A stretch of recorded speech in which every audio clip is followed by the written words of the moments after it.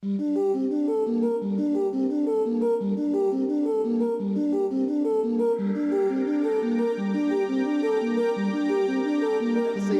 like that ever again. It was only last year actually, we were trying to manage 5 government speakers, 5... Just gets better and better, doesn't it?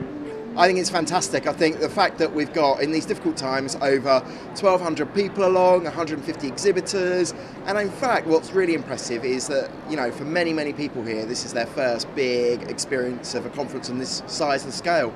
So I think it's just fantastic. Well done to everyone involved pulling it off.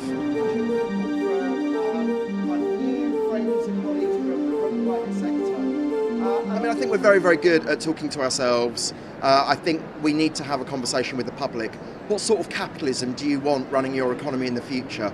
We've seen public anger grow right around the world about profiteering and greed in corporate business. We offer something very, very different, and yet if you ask most people about what social enterprise is, what social enterprise isn't, they wouldn't really have the foggiest.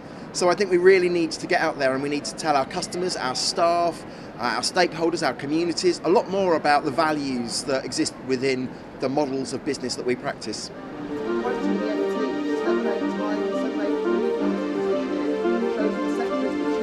I hate greed, right? Greed isn't a nice trait, and yet there's plenty of greed existing in public service markets particularly, but not exclusively, and greed that kind of is taking money from the social economy where it's desperately, desperately needed to help fix the kind of social dysfunction that we have in many, many parts of our society.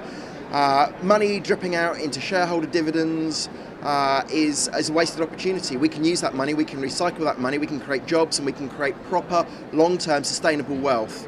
And actually, you know, we have to kind of ask ourselves a question. Are we happy seeing these companies, like we've seen in energy markets, in transport, kind of stitch up public service markets in health, in social care, looking after elderly people, people with disabilities? Is that the future we want?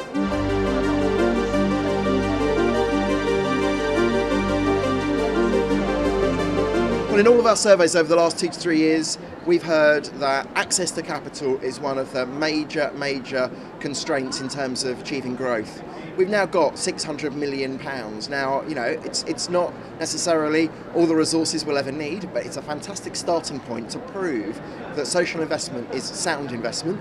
And hopefully it will be the trigger to pulling in more and more capital from all sorts of different markets to help us grow and achieve the impact and the scale for the sector that we all believe is possible.